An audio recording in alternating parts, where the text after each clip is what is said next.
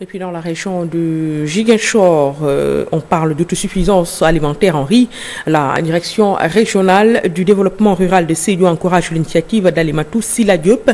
Cet immigré originaire de la commune d'Oudoukar a choisi de rentrer au pays pour y travailler à la terre sur une surface de 18 hectares cultivés.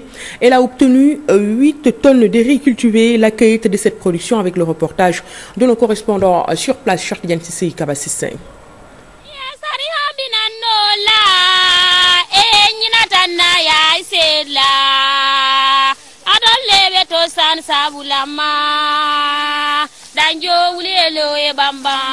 Ces mélodies traduisent bien la joie de ces femmes rurales de la commune d'Oudoukar d'avoir relevé le défi de la production de riz à l'initiative de leur sœur Alimatou Silla Diop, émigrée en France, décidée de retourner au bercail pour y travailler la terre.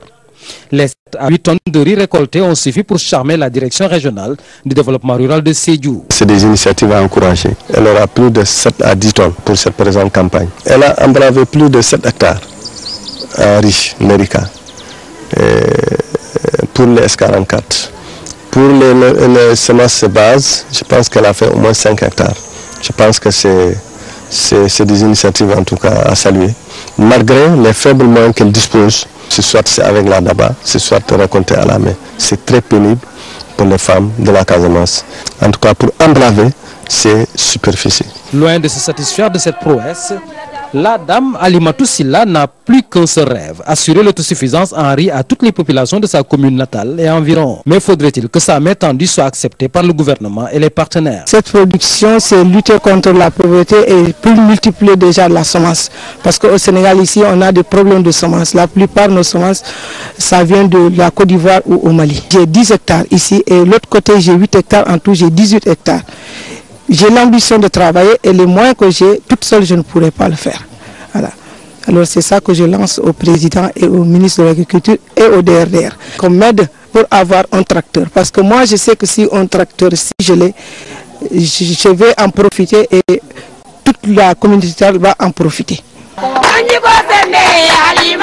C'est dire que l'exemple d'Alimatou Silla devrait inspirer les autres immigrés, mais aussi les jeunes candidats à l'immigration clandestine à accepter de retourner à la terre, véritable levier pour le développement.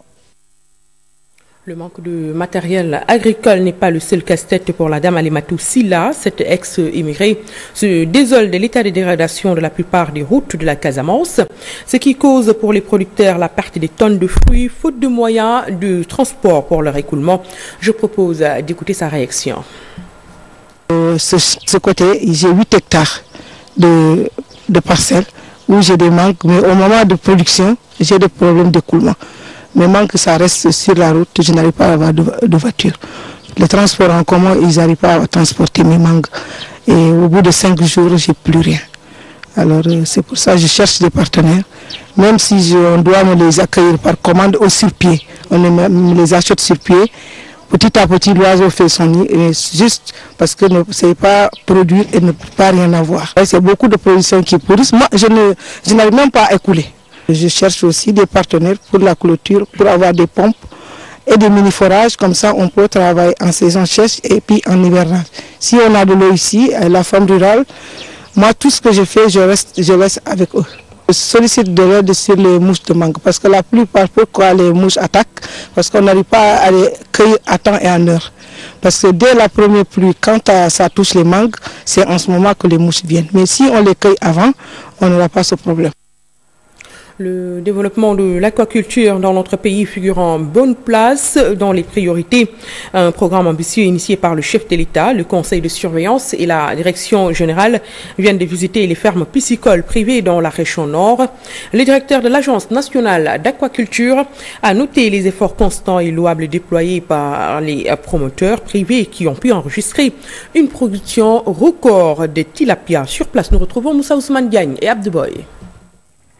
Au terme d'une tournée qui lui a permis de visiter les fermes piscicoles privées de Sanar, Ndombo, Gaïa et celle de l'ANA aménagée à Richardot.